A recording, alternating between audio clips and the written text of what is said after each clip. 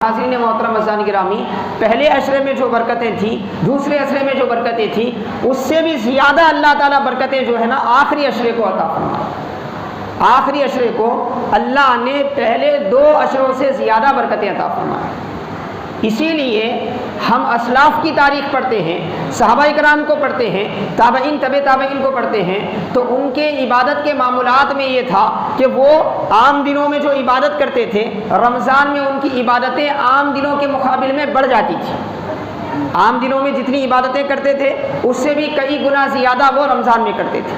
پھر رمضان میں پہلے 20 دن جو عبادتیں ہوتی تھیں اس سے بھی کئی گنا زیادہ ان کی آخری عشرے میں عبادت ہوتی تھی۔ آخری عشرے میں بخاری شریف کی حدیث پاک ہے، اللہ کے رسول صلی اللہ علیہ وسلم کے بارے میں حضرت عائشہ صدیقہ رضی اللہ تعالیٰ عنہ فرماتی ہیں، جب آخری عشرہ آتا میرے آقا علیہ الصلوۃ والسلام پہلے سے زیادہ عبادت میں جدوجہد فرماتے، کوششیں فرماتے پہلے سے زیادہ۔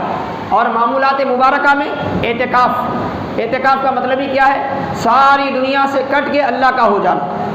اعتکاف کا مطلب ساری دنیا سے، اب آپ اپنے گھر نہیں جا سکتے، اپنے بچوں سے جا کر وہاں نہیں مل سکتے، اپنی بیوی سے بات نہیں کر سکتے، اپنے گھر کو کیا ہے جا کے وہاں کھا پی نہیں سکتے۔ آپ کیا کرنا ہے؟ اعتکاف کا مطلب اللہ کی رضا کے لیے 10 دن ماہ رمضان کے 20ویں کا رات، 20ویں کا دن، اور اس کی مغرب سے کیا ہے 21ویں رات شروع ہوتی ہے۔ تو اسی لیے ماہ رمضان کی جب 20ویں تاریخ ہوتی ہے، 20واں روزہ ہوتا ہے، اس وقت عصر ہی سے کیا ہے اعتکاف کرنے والے مسجد میں آ جاتے ہیں، کیونکہ مغرب ہی سے اعتکاف شروع ہو جاتا ہے۔ مغرب ہی سے اعتکاف شروع ہو جاتا ہے، تو مغرب سے اعتکاف جب شروع ہو گیا تو وہاں سے لے کے چاند دکھنے تک 10 دن کا جو عرصہ ہے اس بندے کا کہاں گزرتا ہے؟ اللہ کے گھر میں، اللہ کے گھر میں۔ اب اسے کرنا کیا ہے؟ ضرورت وغیرہ سے فارغ ہونے کے لیے اجازت ہے، جب کھانے کا وقت ہے تو وہ کھانا کھا سکتا ہے، اس کے بعد ماں باقی حالات میں اس کا کیا کام ہے بھائی؟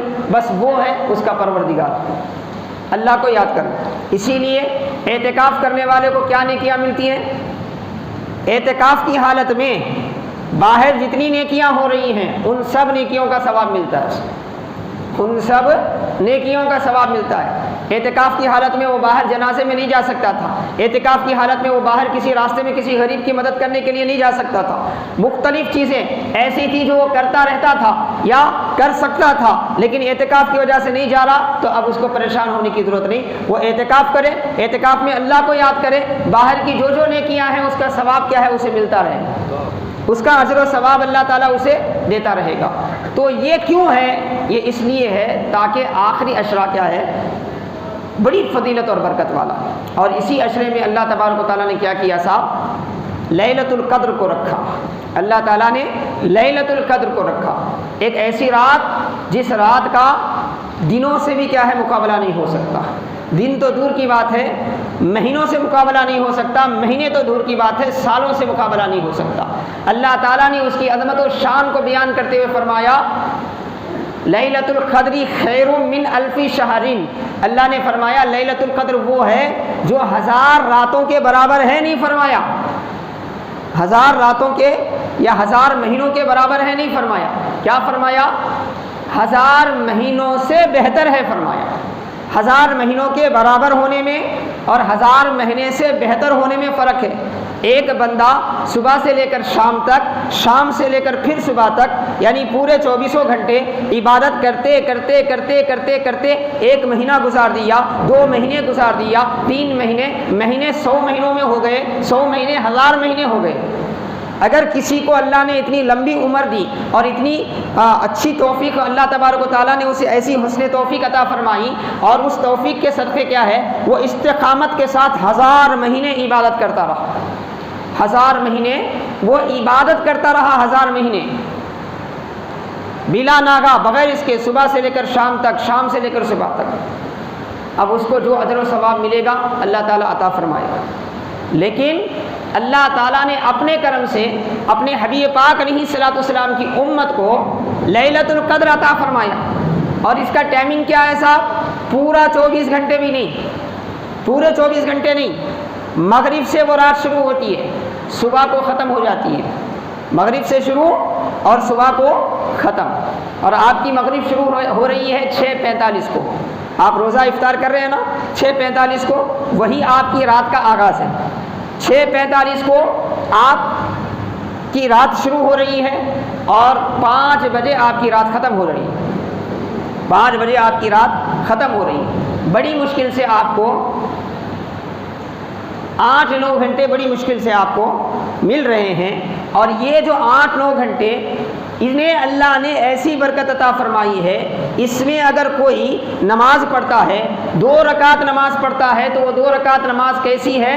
1000 مہینے جس نے 2 رکعت دن بھر رات بھر پڑھتا رہا 1000 مہینے پڑھنے سے جو ثواب اسے ملتا تھا اس سے بھی زیادہ اسے ملتا ہے، اس سے بھی زیادہ بڑی رات میں لیلۃ القدر میں عبادت کرنے والے کو اس سے بھی زیادہ ثواب ملتا ہے۔ کتنا؟ 1000 مہینے جو مسلسل محنت کیا، اس کی محنت آپ اندازہ کر سکتے ہیں۔ ایک آدمی کو کیا ہے 1000 مہینوں کے لیے فری کر دیا گیا کہ بھئی تمہارا کام یہ ہے کہ صبح سے لے کر شام تک، شام سے لے کر صبح تک آپ نماز پڑھتے رہنا۔ 1000 مہینے اس نے عبادت کی، اس کو جو ثواب دے گا اللہ تعالیٰ اس سے بھی زیادہ ثواب کس کو دے گا؟ یہ جو 9 گھنٹے میں عبادت کرنے والا ہے نا لیلۃ القدر کی، یہ 9 گھنٹے میں عبادت کرنے والے کو اس سے بھی زیادہ ثواب ملے گا۔ یہ مطلب ہے لیلۃ القدر خیر من الف شہر کا۔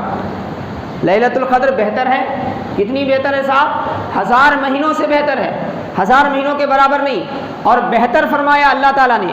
یہ اس میں تفضیل کا صیغہ ہے، کسی چیز کے مقابل میں بہتری 1000 مہینوں میں بھی ہے، لیکن لیلۃ القدر میں 1000 مہینوں کے مقابل میں زیادہ بہتری ہے، اور وہ کتنی ہے یہ نہیں بیان فرمایا اللہ تعالیٰ، کیونکہ لیلۃ القدر میں عبادت کرنے والوں کی کیفیت مختلف ہوتی ہے۔ جس کا یقین جتنا زیادہ، جسے اللہ تعالیٰ کی طرف توجہ جتنی زیادہ، جو جتنی للہیت کے ساتھ، جو جتنی محبت کے ساتھ، جو جتنے اخلاص کے ساتھ عبادت کرتا ہے، اتنا زیادہ اس کو کیا ہے ثواب دیا جاتا ہے۔ 1000 مہینوں سے زیادہ ثواب تو ملتا ہی ملتا ہے، لیکن وہ ثواب بھی کتنا ملتا ہے اس میں بھی درجے ہیں۔ اگر 100 کم ہے تو تھوڑا ثواب کم ہے، 100 زیادہ ہے تو ثواب زیادہ۔ جتنا 100 آپ کی بڑھتے جائے گی، جتنی آپ کی توجہ بڑھتے جائے گی، عابد اور معبود کے درمیان سارے فاصلے ختم ہو جائیں گے، سارے توجہات ہٹ جائیں گے۔ بندہ اس طرح عبادت کرے گا کہ وہ اپنے رب کو دیکھ رہا ہے، رب اس کو دیکھ رہا ہے، اس کے سجدے کی یہ کیفیت ہوگی، اس کے نماز کی یہ کیفیت ہوگی، اس کے روزے کی یہ کیفیت ہوگی، اس کے لا الہ الا اللہ محمد الرسول اللہ کہنے کی یہ کیفیت ہوگی، اس کے درود پاک کی یہ کیفیت ہوگی۔ جتنی زیادہ 100 کے ساتھ اس 9 گھنٹے میں وہ عبادت کرتا ہے، اتنا زیادہ اجر و ثواب اللہ تعالیٰ عطا فرماتا ہے۔ اور یہ رات کب ہے؟ یہ بھی رمضان کے آخری عشرے میں ہے، رمضان کے آخری عشرے میں۔ فکس نہیں کریں، وہ ہمیں بولنے کے لیے کیا ہے بول دیتے ہیں۔ بعض علماء کیا کریں حساب و کتاب کر کے بولے کہ بھئی 27ویں رات جو ہے ماہ رمضان کی لیلۃ القدر ہونے کے امکانات زیادہ ہیں، فائنل نہیں ہے وہ۔ 27ویں رات جو شب قدر کرتے ہیں نا ہم، شب قدر بول کے بس اس دن آئے تو کام ہو جاتا، بولے ایسا نہیں، کبھی لیلۃ القدر اس دن بھی ہو سکتی یا اس سے پہلے والی راتوں میں بھی ہو سکتی۔ اللہ کے رسول صلی اللہ علیہ وسلم نے کیا فرمایا؟ صحیح بخاری مسلم کی روایتیں موجود ہیں، رمضان کے آخری عشرے میں اور آخری عشرے میں بھی خاص طور پہ کیا ہے تاخ راتوں میں لیلۃ القدر کو تلاش کرو فرمایا، تاخ راتوں میں لیلۃ القدر کو تلاش کرو۔ تو اس کا مطلب یہ ہوا کہ ہمیں رمضان کے پورے آخری عشرے کا اہتمام کرنا، پورے آخری عشرے کا اہتمام کرنا۔ ایسے تو الحمدللہ ہمارے پاس نظام ہے، یہاں پہ ہمارے پاس نظام ہے۔ کیا نظام ہے کہ بھئی تاخ راتوں میں اجتماعی عبادات ہوتی ہیں، ہمارے پاس ذکر کا اہتمام ہوتا ہے، علماء کے وعظ و بیانات ہوتے ہیں، نعت خانوں سے کیا ہے نعت خوانی سنی جاتی ہے، پھر نفل نمازیں پڑھی جاتی ہیں، دعاؤں کا اہتمام ہوتا ہے، سحری کا اہتمام ہوتا ہے۔ اس کے علاوہ بھی ہمیں مزید جو 5 راتیں ہیں نا تاخ راتوں سے لگی ہوئی جو جفت راتیں ہیں اس کا بھی اہتمام کرنا ہے، کیونکہ بعض علماء کا قول یہ ہے کہ آخری عشرے میں تاخ رات کبھی بھی ہو سکتی ہے، تاخ راتوں میں بھی ہو سکتی ہے لیلۃ القدر، یا جفت راتوں میں بھی ہو سکتی ہے۔ اور اس کے لیے ایک بہتر صورت یہ ہے کہ ہم جتنی عبادت ہم پہلے عشرے میں کریں نا، جتنی عبادت ہم دوسری عشرے میں کریں، استقامت کے ساتھ تیسری عشرے میں ہماری عبادت بڑھا دیں۔ تراویح چھوڑنے کا وقت نہیں ہے یہ، بلکہ پہلے سے زیادہ اہتمام کے ساتھ تراویح پڑھنے کا وقت ہے۔